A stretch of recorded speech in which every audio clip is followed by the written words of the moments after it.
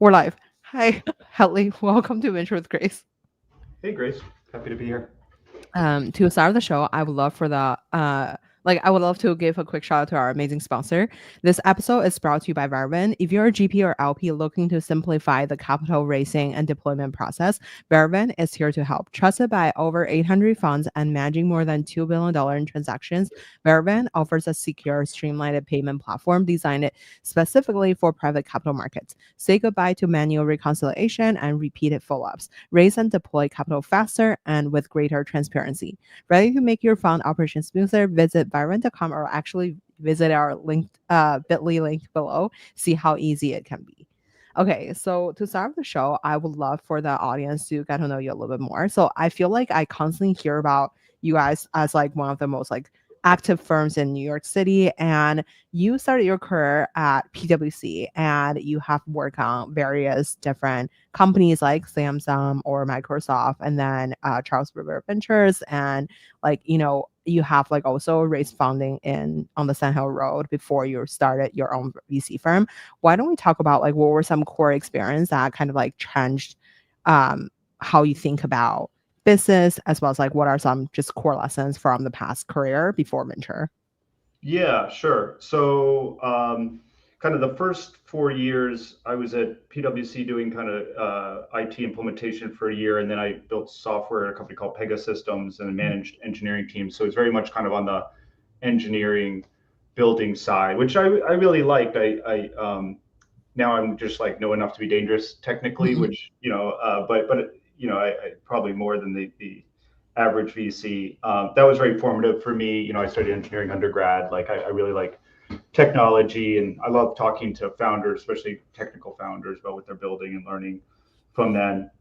And then I had kind of a period of my career. I went back, did my MBA at Wharton, and then I did some big company time at Microsoft and Samsung, um, and just realized that this kind of like big company thing wasn't for me, and kind of wanted to get back to what I originally wanted to do when I went back to grad school, which was get involved with startups. And so I was kind of looking for a startup. I was thinking about maybe starting something, joining an early company, meeting founders, and I was also meeting VCs and kind of telling them I had a thesis at the time around mobile. This is 2007, so I lived in Korea for a bit for Samsung. I saw how they were using they were on 4G networks at that point. In the US, we still had 2G networks. Saw like what people were doing with dumb, like at the time, dumb phones, not non-smartphones. And then the iPhone got announced. I was like, okay, well, these to put these two things together, it should be kind of time for mobile to become like the dominant computing platform. So I was telling VCs about this thesis, and I met a guy named Izar Armani at Charles River Ventures, and he was like, "Oh, that's interesting. We don't really hire people, but I am working on this investment, and it involves wireless electricity. I'd studied electromechanical engineering undergrad, so he's like, maybe you can help me with that." So I helped him with that, and then they did a seed investment in an MIT spinout called Flingo that was really cool. It's a new way to do voice recognition, and I started working with those founders more at first kind of via C or V, but then really like what they're doing. So I joined on with them, and we built this company called Flingo that we ended up getting acquired, and we were the first voice-based assistant. So that was formative because it really, it was AI kind of before AI was cool, and that got me really excited about the potential of what AI could be. And a decent, good amount of my investing at Eniac over the years, especially the last 7, 8 years, has been kind of focused on AI. So there's a couple of different points. I guess I'll have one more. When I was there, and then I also later after we were acquired, joined another early startup called Thumb here in New York. In both cases, I did a lot of fundraising and go up and down Sand Hill Road, meeting VCs, and especially back then, I think that it's gotten slightly better. Just like saw like VCs, bad behavior and like the way they treated founders. This is, it's not as bad as it used to be, but that really stuck with me. And as we were thinking about starting ENIAC, thought a lot about my experiences pitching and how the interactions I had with those VCs. And I think that's been very important to like how I try and work with founders and treat founders. And I think us as a firm, that kind of firm, we've all raised money from VCs before. So I think that kind of permeates us, at least the co-founders. It permeates us as an organization. For sure. I want to dive into a little bit more about like when you were starting the fund. So like you started the fund 15 years ago, which is I feel like that at that point venture was like still very new. I feel like very less amount of people that would just like start up straight from like, being like a founder or founding partner of like a startup to um starting a firm. So like obviously you have work at like Charles River Ventures, but that was like a kind of like a 2 month or like a summer thing. Yeah. So I hear like when I was like doing research on like other podcast episode that you kind of mentioned that you wish you had like or like you wish you hired people with like experience that are like came from like a Bessemer or something that kind of like have the best practices in mind. So, but I mean, obviously, fast forward to today, I feel like you guys are like a leading firm in New York area. Why don't we talk about like, if you're doing a fund today, like what were something that you would do? And in terms of like maybe from like building up the firm, like from reputation wise, or like the like selecting the partnership wise to fundraising. I don't know if like please feel free to share whatever Yeah. advice you. So things I would do differently, I think is what you're mainly asking, Or like or what you feel like you've done right, and then what are something that you would do like today if you're starting again? Because I think back then it was like a very, um, I guess like back then like there was like very few amount of people were doing this. yeah, it So was like it was a different era for sure. era, yeah. So there definitely weren't as many VC funds, and the VC funds that did exist were much smaller. So you didn't have like these like Andreessens or Lightspeeds of the world. Even like the largest VC funds often would be, like 10 partners and maybe Mhm. 10 or 15 other people at most. The idea of having like 100 people in a VC fund, I'm pretty sure didn't exist. And then seed, where we play, was like almost non-existent. So there were like a couple seed funds at the time when we started working on Eniac. First round was around. Jeff Clavier had started his fund. I think Floodgate was around there, but there was very little. So like when we were starting, people didn't even know what seed was. We had to kind of educate them on that. And then we were still building our own companies when we started Eniac. So we were like working at nights and weekends. So it was like crazy amount of like time and effort. When we started investing, we had our partner meetings on Wednesday and Sunday night, starting at like 8 p.m. So it was like, tough. There was no work-life balance at that time, but we wanted to it was almost like an MVP. Did we want to work together? Is this seed thing? We had this mobile thesis that kind of spun out of what I talked about before, given that it was 2010 and that was kind of the beginning of when mobile kind of really kind of interesting investable area. And yeah, we liked working with each other. Founders liked working with us, and we've been kind of building ever since. I'd say one thing, kind of probably the big advice, which I would have for new GPs as well as founders, is like the very most important thing is like who you build with. So like be really thoughtful of who you build with. I'm very fortunate to have partners that I've known for a long time, and we work really well together. And we have kind of a very kind of honest, transparent, and open relationship, and we kind of complement each other's skill sets very well. Same thing for founders, right? Like work with someone who's good at what you're not good at. Make sure it's someone that you can see being with for 10 years, because I don't know if this is still true, because I think the divorce rate's gone down, but like the average, a well-performing startup generally lasts longer than the average marriage. So you just be sure of kind of who you work with. That's the most important, more than actually what you're doing, both for founders and kind of founding GPs. I wonder, so maybe we could talk about like I guess like one of the things that I thought were like really interesting is like I think you guys you guys have invested in like over 120 different companies as of like 2021. I don't know how many it is now, but how do you think about like portfolio construction since you guys invest between, let's call it like 200K to 1.2 million? I guess like how do you think about like lead or follow, or like how do you think about like portfolio construction in general when it comes to building a fund? Yeah, sure. Yeah, it's interesting because traditionally, I think seed wasn't something that people had like a good idea of how to do portfolio construction. It is a relatively new asset class. With the beginning of COVID, I wrote a blog post called a Seed Stage Portfolio Construction for Dummies that Mhm. you can probably find, which I is, read that, I was honestly. going to say, it's actually like the Yeah. most read thing. And Kristen, my partner, made a model that we share, and that model's been like downloaded like 50,000 times, something like crazy amount, which is Yeah. pretty I awesome. contributed 10 times probably. Oh, awesome! Thank you. No, that's great. Um, yeah, so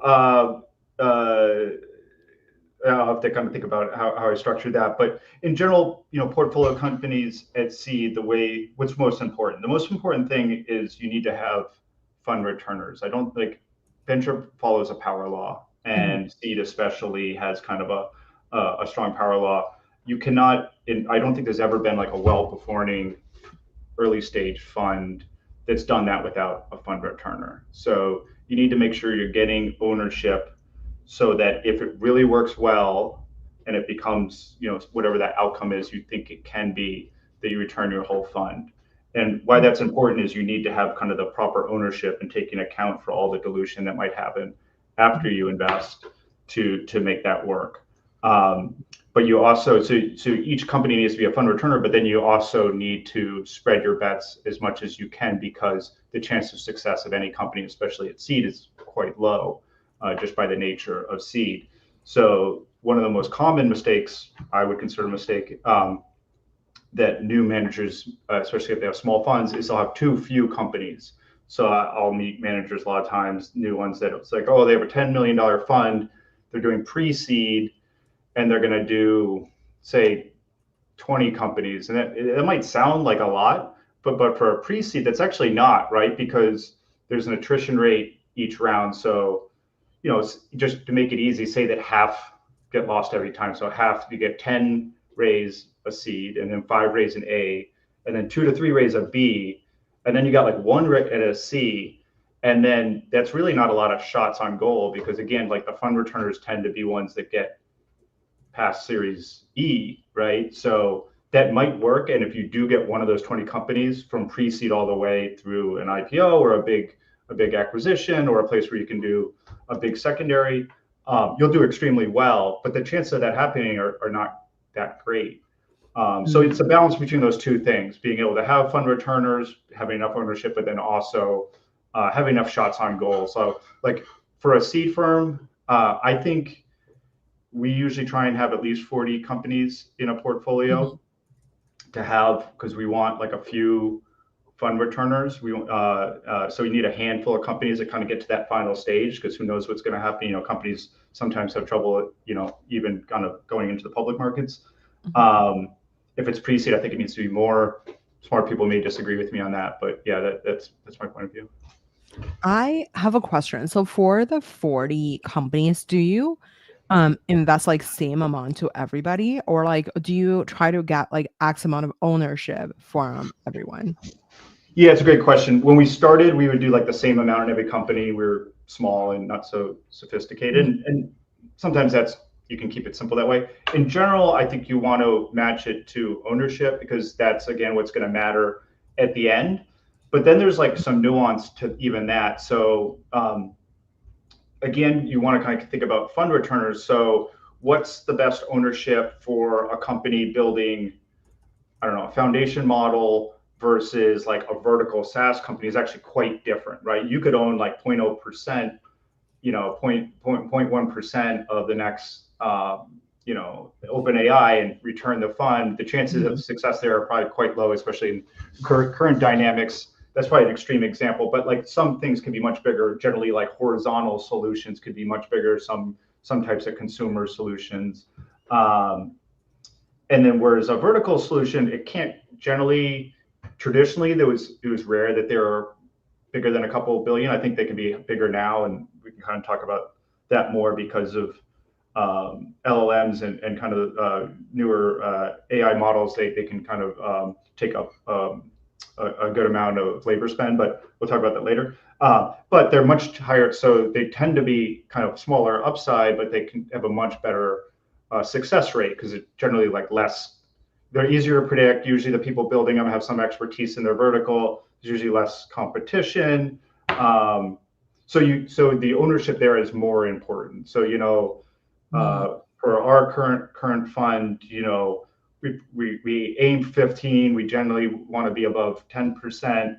Like if it's like a within a small vertical but a high chance of success, we'd really want to be 15% there. If it's some horizontal agentic platform, which I think has quite a low chance of success, kind of given OpenAI and Microsoft and all these guys, you actually can be quite low, because if it does work, it's going to be huge, but the chances of success are lower. Does that make sense? It does. So is your suggestion to like, okay, so basically, let me repeat what you're saying. So like what you're saying is like, for the vertical, I guess like for the niche solutions, or like vertical solutions, you should try to own more. But and then obviously like, I guess like if it's like a horizontal solution, it's kind of like a go big or go home vibe. So like it doesn't matter as much because of like, the chances of them becoming OpenAI, it's kind of slim. And then you're just like gonna shoot your shots at like hoping them Yeah, exactly. big And time. like, Okay. yeah, conceivably, if you were to only do those, you probably want to do more deals because the chances of success are less as Low. well. Yeah. Yeah. Okay. So how do you think about that? Because like I know obviously like I feel like uh majority of like the everyday SaaS investors, everybody is focusing on like vertical AI agents. Like, and then obviously, I think living in Silicon Valley, there is like few firms that are focusing on infra, but I think that's different than like horizontal model. Like everybody's building, I don't know, like the four big ones. Like, so how do Yeah. you think about, yeah. So among the agentic AI situation, like I feel like living in Silicon Valley, like there's the valuation are like so varies. So like obviously I heard like for like right now it's like from I guess like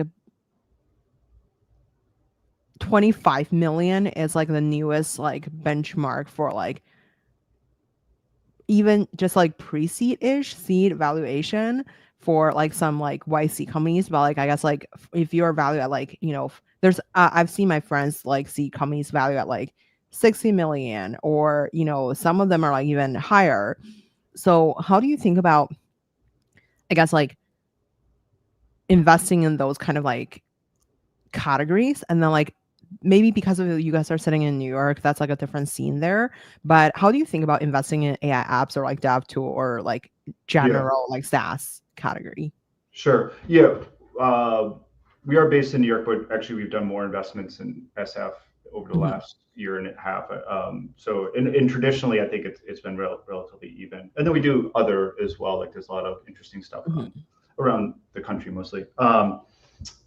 Yeah, so I would say this year, prices have definitely gotten higher. We're mostly doing and have been, I think I wrote about this about a year and a half ago, and pretty consistent today. We're investing in mostly vertical agentic solutions. mhm, We were doing some more like tooling and info layer mhm, around uh, AI and agents before then. I think there might be opportunity there, but it definitely is tougher. And then I'm pretty skeptical of horizontal agentic stuff, mhm, because I do think it's such a natural place for folks that are the model providers and have a lot of mhm, distribution to do.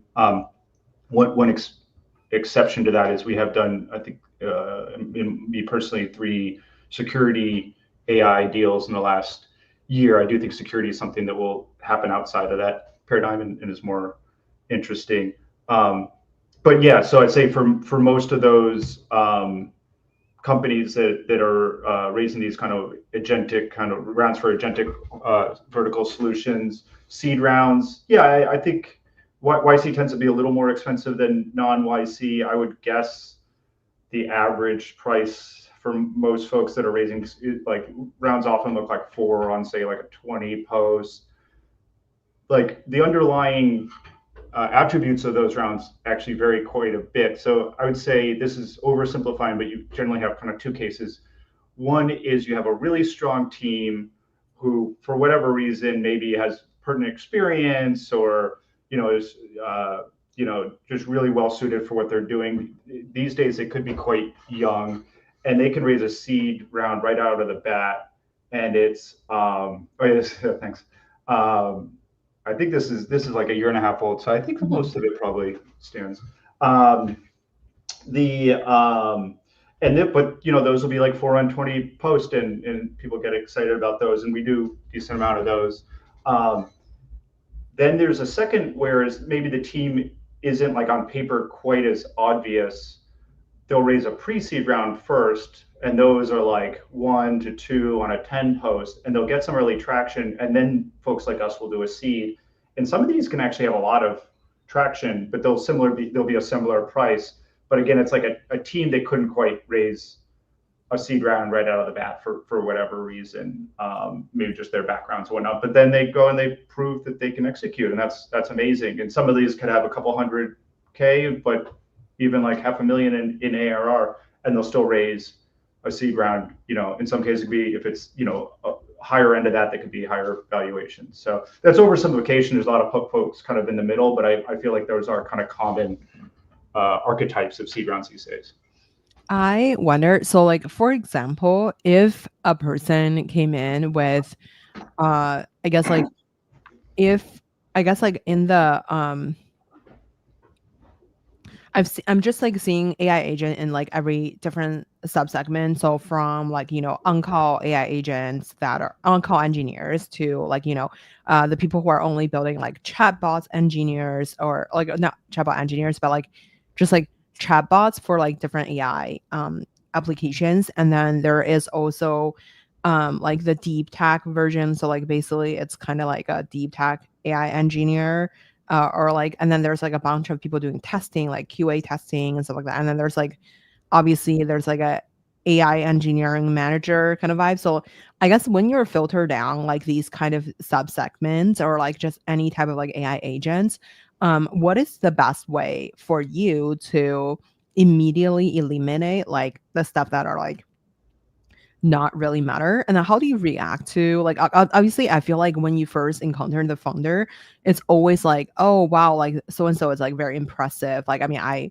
feel like it's maybe a Silicon Valley problem. Like you throw a rock and then like half of the people went out like have like Ivy League or like some like pedigree that's like from like Sure. the tier one firm. So how do you quickly eliminate the stuff that doesn't matter?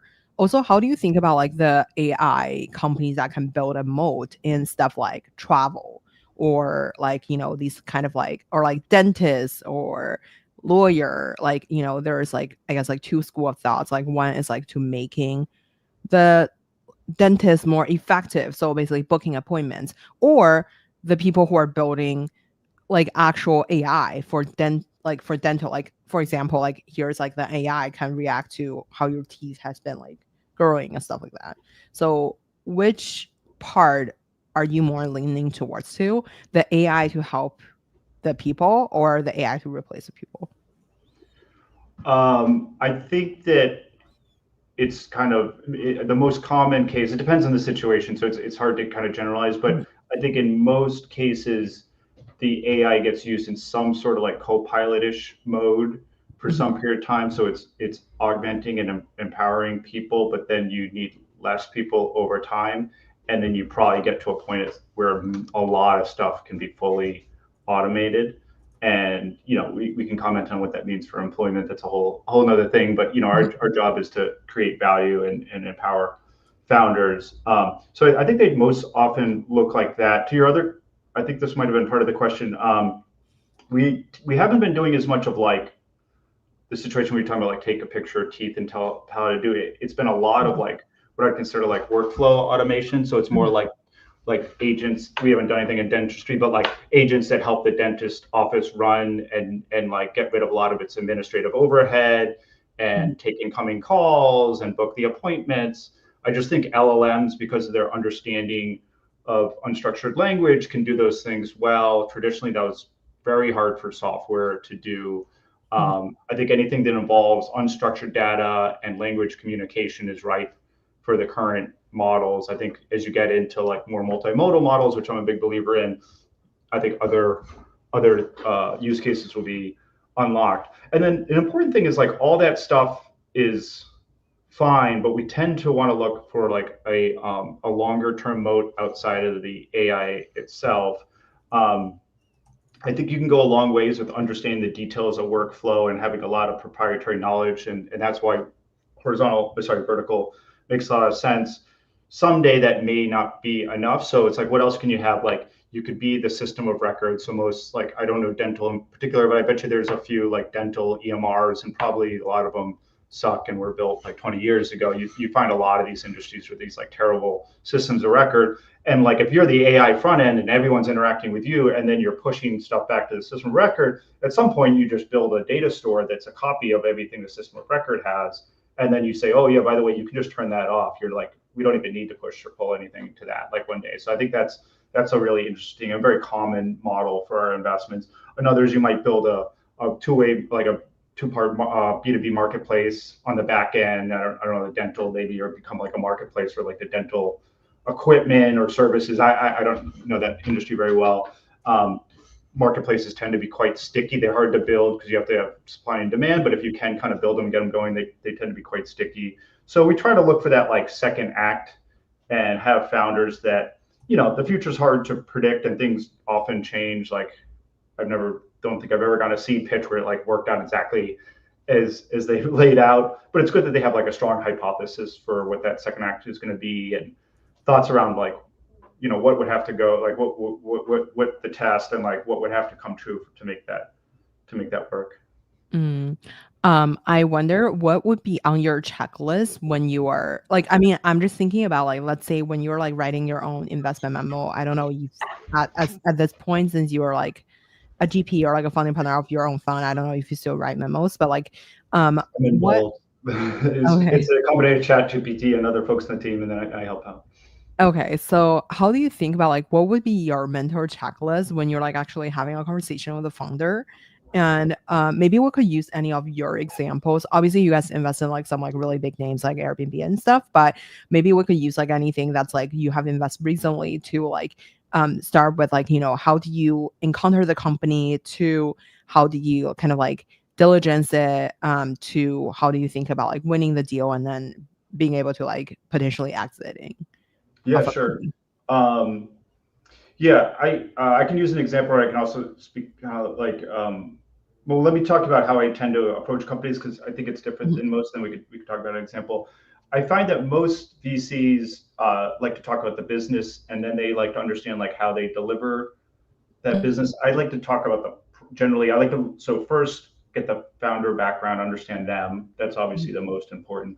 But then I actually like to talk about the product, which I find when other VCs do pitches to me, they're like, it seems like this guy works backwards. To me, like, to understand the business, you have to understand the product and how it works. So it's like the product at a systems level, and then where all the touch points are, where the product interacts with data, where the product interacts with users, other stakeholders, and have like a mental picture of how it works.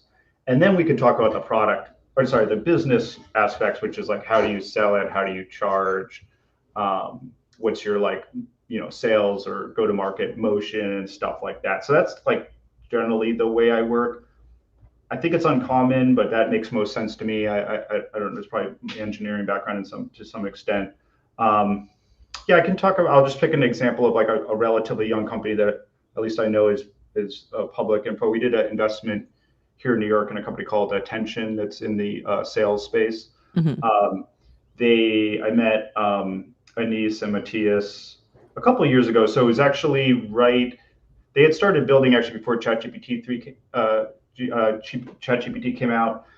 As you probably remember, GPT-3 was available for about 6 months. So they were building on top of that, and kind of built a prototype. And I met them, and neither of them had worked per se in like the sales area, but they've both been founders, actually competed with each other, and then had to do a good amount of sales. Matthias being the CTO and Anis being the CEO. And I just like them as founders. They were very thoughtful about how they're building the business. They were also very kind of deep in LLMs at a time when this is kind of right before the LLM craze started, because it really was not until ChatGPT came out that any investor I was talking to was paying attention to LLMs. It's kind of crazy to remember. And then they've just been executed. Like there's this notion of like a cracked founder, which I think there's a lot of truth to that. Just like relentless, working day and night. Um, they're a nice combo. You know, a lot of these crack founders are like 22 or in some cases younger, and that's awesome. And some have been very successful. Um, you know, by nature of being that age, they don't have a lot of experience, and they may not have worked in the industries they're in. The good thing about these guys, which I love, is that they're both cracked and they've built a company before and done sales before. I don't know how old they're, probably like 28 or 29. Like that's a nice, to me, happy medium between the kind of more traditional repeat founder and the crack 23-year-old or 21-year-old or whatever. But they have that mentality where it's like everyone's in the office 6 days a week. Like if you're not down with that, they're not going to hire you. Every time I go there, like everyone's just geared like halfway through the day at like 5 p.m. and they've just hired amazing, often not that experienced, but just really relentless, smart people. So I think of them as a little bit of a prototype of what to invest in this environment, at least for me. For sure. So when you at the beginning meet the cracked founder, so like I guess like do you have to like hunt them down, or like were they like other investor intro?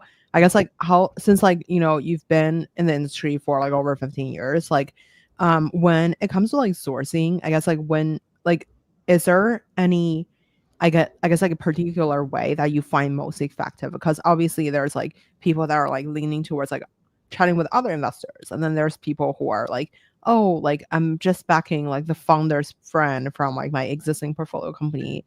Yeah. And some of them are like more thesis driven, or like I guess the younger people are like just attending social events all day every day. So like I'm sure you have seen it all. Like what would you identify as like something that you personally find is like the most effective way for you? Yeah, no, that's a great question. First of all, I don't think I'm definitely not the best sourcer at Eniac. I spend a good amount of my time working with other people in the team to help vet their deals and kind of help with their decision making. So that's a little bit more of my role. So it's a little, maybe not a little abnormal, or not as common. For my own sourcing, I tend to meet a lot of my founders from founders I work with. So I have a bit of a like Mhm. uh, From their incestuous where relationship. Yeah. I So will. like, and I've had like these strings where it's like I meet one founder, work with them, and then their friend from school raises, and it's like that's been very successful for me. I've also been fortunate to back founders multiple times. If you know, like Brian and AJ from they started Tap Commerce. They got acquired for about 100 million. Then they started Attentive. They built a really big company, um, and then they recently started Adaptive Security. So it's like I got to back them each time. So I've been very fortunate with that kind of situation. That's unfortunately, it has something to do with kind of been doing it a while. But as a firm, and a lot of the folks on my team, my fellow GPs, other partners, and some of our principals and juniors, it's a little bit of everything. It's like it's a lot of outbound. We create theses and we go find people that run on those theses, some more than others. Um, my partner Nahal is very kind of relationship oriented. It's almost all inbound through people he meets because he's an incredible network builder. Some people are more of a hybrid where they do some outbound and some inbound. I don't think there's like just one way. It also depends on the person. Like some people are more social outward people that are going to go to a bunch of events and they're more about meeting people. They're going to tend to be less thesis oriented because it's more kind of opportunistic.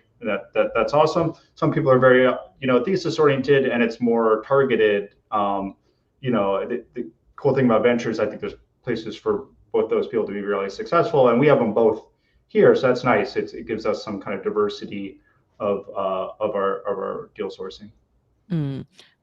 When it comes to like, I guess like thinking about, I guess diligencing, I think you walked us through like the attention. So I guess like when you're thinking about like asking further questions, is there like a set of question that you're constantly asking? Like obviously when, or I guess like how much of the business stuff do you really care about? Since you mentioned like early on, like people pivot all the time, like you know, what are ways, I guess, like how do you make yourself feel comfortable to invest in something? Because I think sometimes I see these like metrics that's sent to me, like as a small angel investor, I feel like the metrics came to me, I'm like, I don't really know how to react to it. So because there's like no specific benchmark for the current, like, so like certain level of like the current AI stack, because it could be like, people sign 20 contracts from big company, but like the contract could just end tomorrow to a degree, like, and then the other part is like,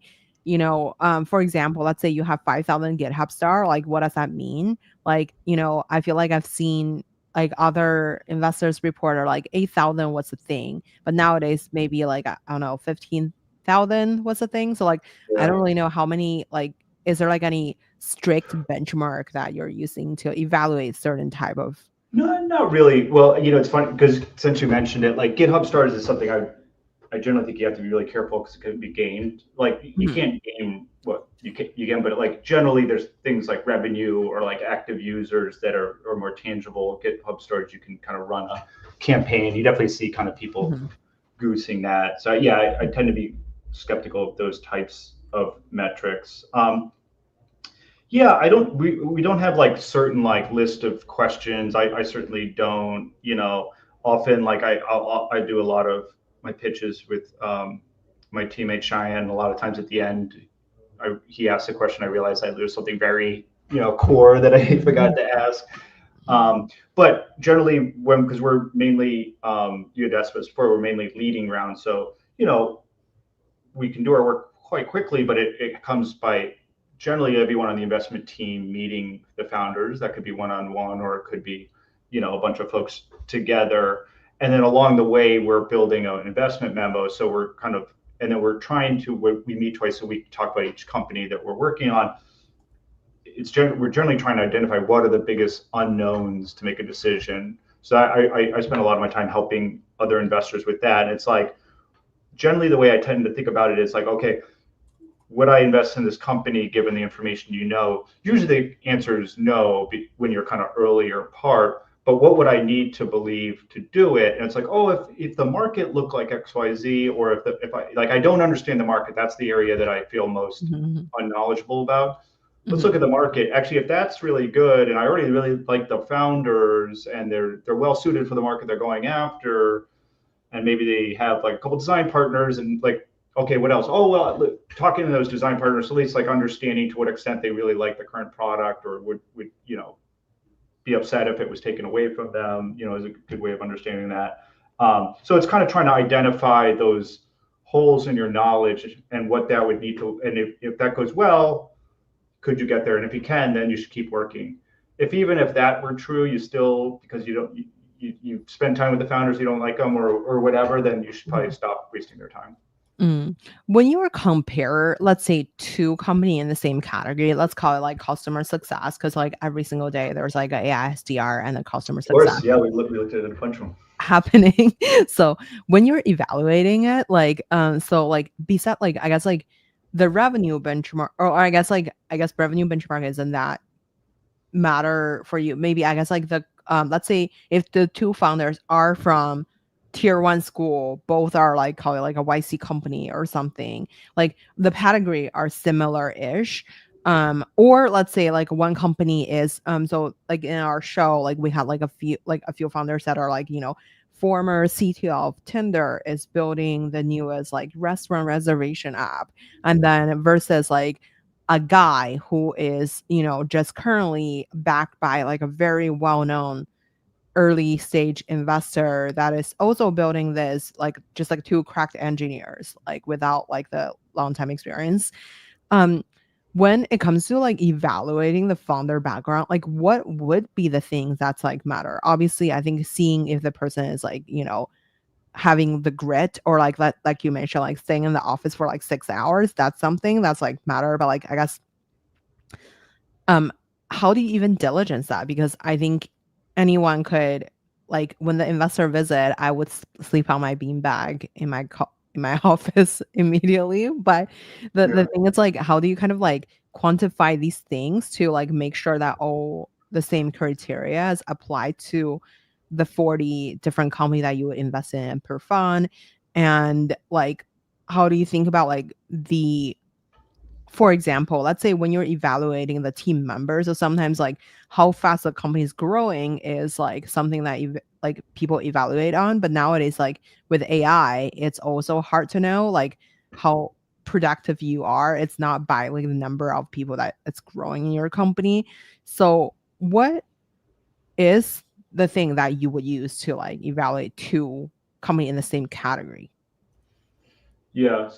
So there's a lot of parts to that. I guess one of the questions I heard was kind of evaluating kind of young kind of founders who maybe are less experienced but moving fast versus like an older founder who maybe has a lot of experience, Mm-hmm. but you kind of question whether they'll move fast. Traditionally, it's funny, we've backed more of the latter, which are more experienced founders, and we've seen success with that. I would say in the current environment, we're definitely been kind of like rethinking that and spending more time with the prior. I do think that founders that are kind of AI native and really comfortable with the tools and really deep in it can outflank more experienced founders who are moving slower. That doesn't mean you can't have both. I work with founders that are my age that are very deep in kind of the AI tooling, and I think are AI native. So it doesn't need to be kind of an age thing for sure. Um, but how do you evaluate that? I mean, even if it's really early and they don't have traction, you can see the pace at which they're moving. I met a team yesterday that was raising kind of a pre-seed round, and a strong technical team, and knew their domain, and they've been working on it because one of the founders worked at a one of my portfolio companies, and I was like, they've been working on it for like a month and a half, and then they're like, oh, you want to see our prototype? And they had like a full-on working prototype selling into like financial services, like pretty not easy to build, and you give it to customers and use it. It's like, okay, well, these guys are obviously executing at a high level. They've built something really quickly that people can use, and they've talked to, I think in their case, they've talked to like 60 potential customers, gotten feedback, showed it to them. Like that's what you want to see, is like action, movement. There's no excuse now for building something very quick and putting it in front of potential customers.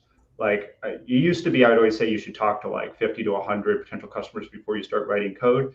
Now you can kind of do those in parallel to understand the needs of your problem. So I think it's stuff like that is where you can kind of tell. It's not as much that like they're sleeping on a beanbag, or that can be faked, and that itself, where they sleep shouldn't necessarily matter. But like yeah, it's kind of, I think, like clear action and speed is so important right now, especially when it's like some modes can be very tough to predict, and the world, we don't know what the world's going to look like, AGI and everything in the near future. Yeah, I you kind of lean towards speed in those situations right For now, which sure. isn't always been true during my career. For sure. I wonder, so like since I guess like since you started the fund like 15 years ago, like now I'm sure you guys have like a lot of experience in fundraising. So like when it comes to like I guess maybe we'll set the question into two different bracket. Like one is like the startups of fundraising from you guys to like you guys fundraising from LPs. Like so maybe we could start with like on the I guess like fundraising as a fund side. What does it look like for when you were raising the first fund versus like now at like the Yeah, current stage? I'm sure you guys are like fund six or something. So like 1.6, yeah.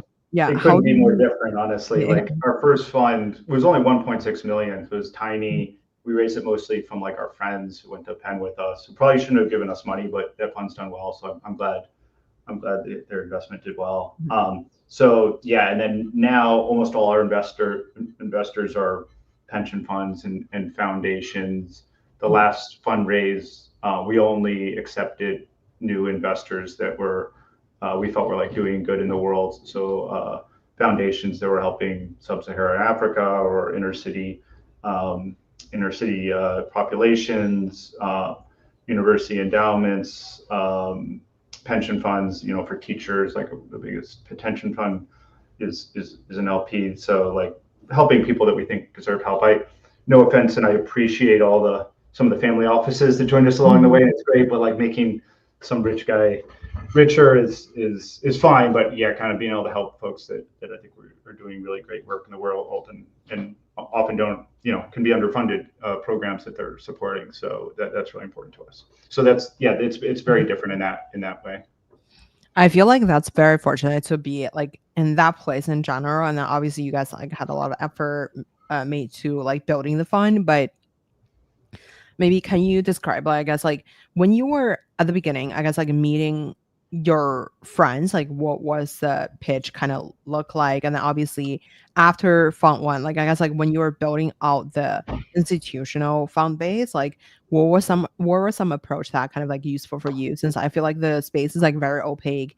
So everybody's Yeah. like leaning in towards like introduction from maybe other GPs, or like, if you meet one LP, they're like the LP's friend, but like um, I guess like they're on our podcast, like people share that's like it's like people were racing between like trying to pitch like 600 LP to like, almost 2,000 LPs, like some people.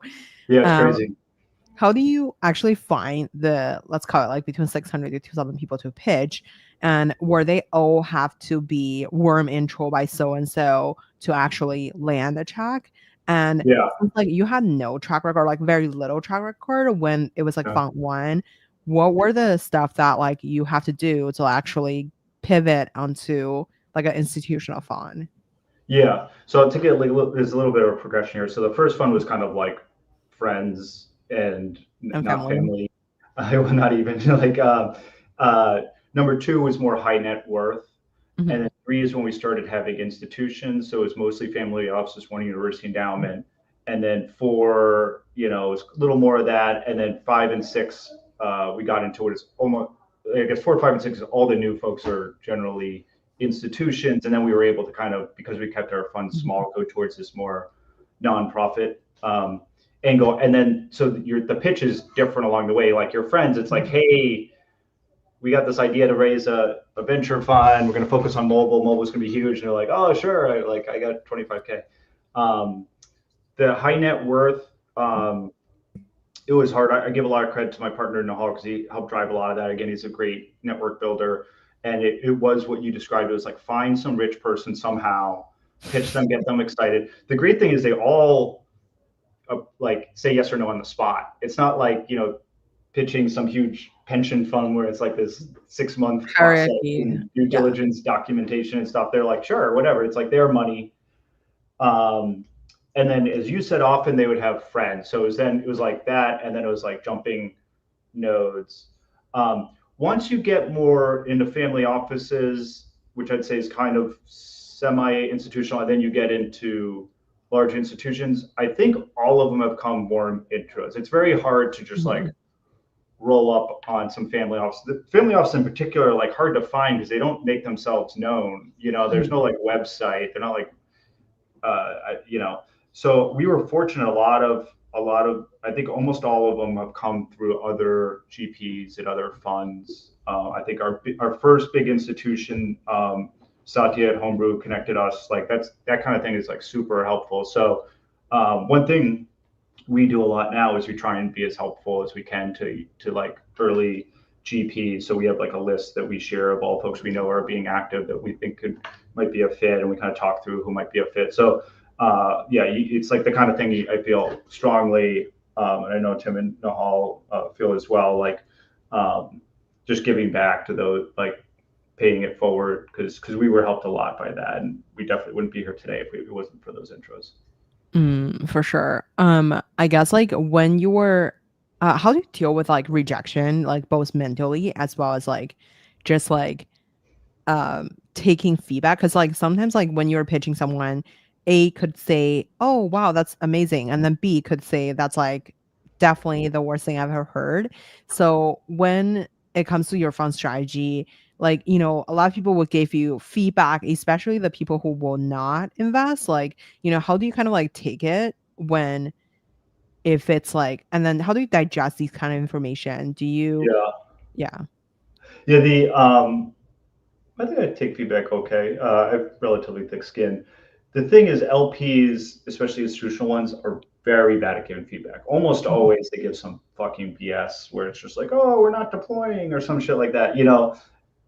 There's one LP, I don't know who, I don't know if I can mention her because LPs can be a little weird about, but there's one LP at a firm we pitched like a couple cycles ago. It's probably like 6 or 9 years ago. And I remember she got on and she was like very specific, like you should do this, you should do that. Like, look at these guys, they're doing something, like you should do something better. And we were like, wow, that like no one's giving us useful feedback. And we remembered that. And then in our last firm, and they represent a big teacher's pension and some state pension firms, they came in, and that was like so cool. And we were like, made room for them and everything. It's like, you remember, like the bar is so low for giving feedback, both VCs and LPs, but LPs I think are honestly worse.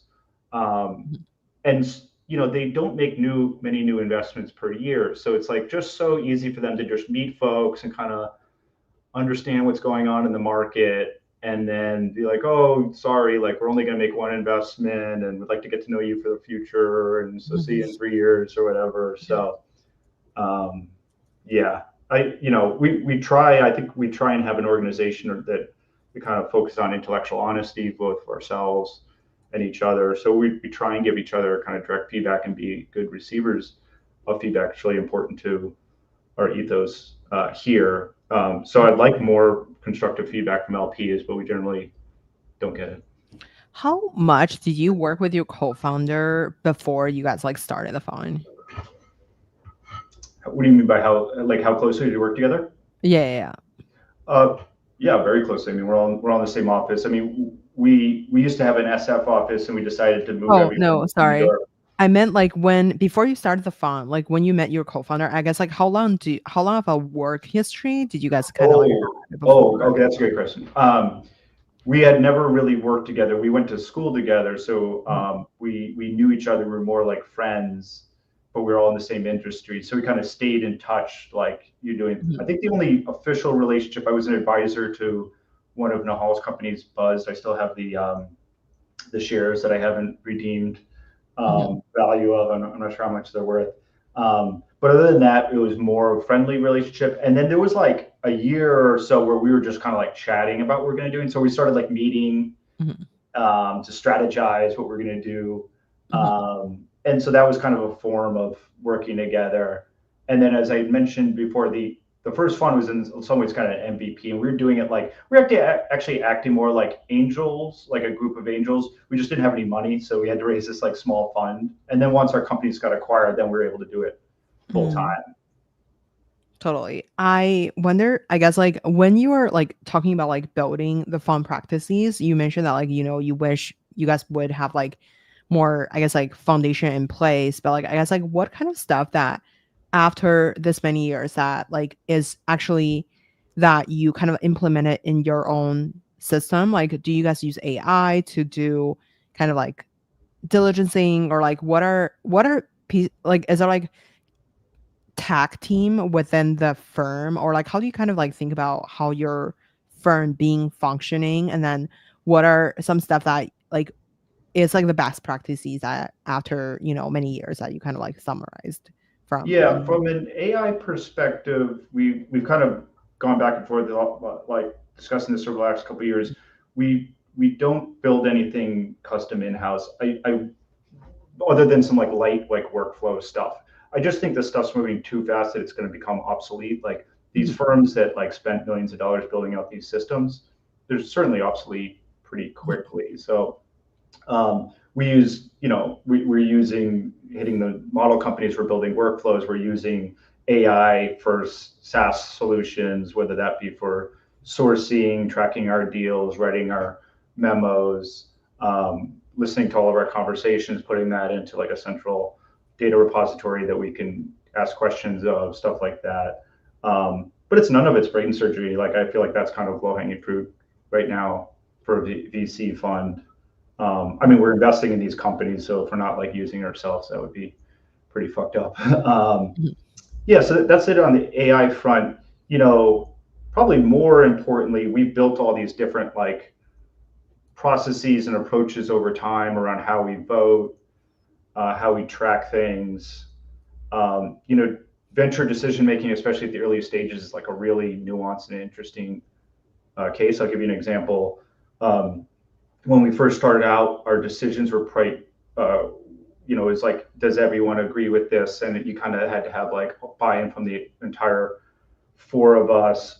Over time, we've switched to much more of like an individual conviction model. I think that's where you get your best outcomes. You need to invest in outliers, and actually a lot of our best deals have been somewhat consensus, which is I think a little abnormal. I think if you look at the data set for everyone, and so we certainly had none of these cases ourselves. Like some people are really for it, some people are really against it. If it is that interesting of a vision, it should like incite strong emotions in either direction. You know what I mean?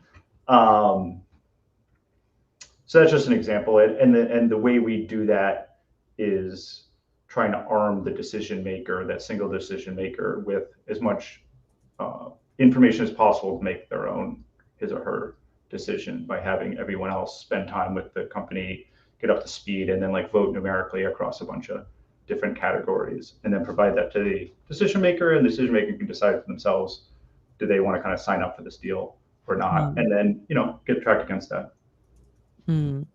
I love that. So I want to be mindful of the time. Maybe we could do like a quick mini fire round for you. Okay, lightning round, fire round. Sounds yes. Good. Okay. What's your favorite book? 100 Years of Solitude, probably. Who made the biggest impact in your career? My parents. My parents are great role models for me, but I'll pick kind of more of a industry person. I mentioned Izar before, Izar Armani from CRB. He kind of gave me my big break. Who would you invite to your dinner party? They have to be alive? It's your party.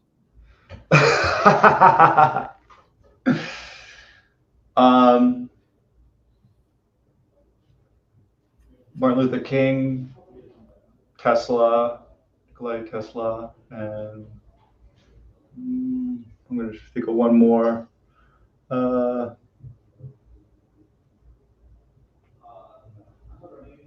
Edison, I guess. Naming random people I'd like to be at the party. I love that. I feel like this is the same answer from yesterday. Wait, not yesterday, but Tuesday. Oh, it must be an interesting guess. Yeah. Where can we find you outside work? I have a 2 and 4-year-old, so that takes a lot of my non-working time. I live in Park Slope, Brooklyn, so hanging with my 2 boys. I'm very into like mindfulness meditation. So when I'm not doing either, I try and get my daily meditation in. I play tennis with Nahal. He's beaten me more recently over the last 6 months than I'd like to admit, but he does play more than me because he doesn't have a 2 and 4-year-old. Yeah, those are kind of the big things. I like to travel a lot with my wife or my family. Well, love that. Thank you so much, Hadley. Super appreciate you. And I almost asked you like about the DJ question, but I was like, I'm not a DJ expert, so I don't know if my question is valid. But anyway, thank you so much for coming on the show today. It was such a fun conversation, and everybody should check out the portfolio construction for dummy. I feel like that was like such a classic article. Thanks, Grace. Appreciate it. Thanks, everyone. Let me quickly end stream.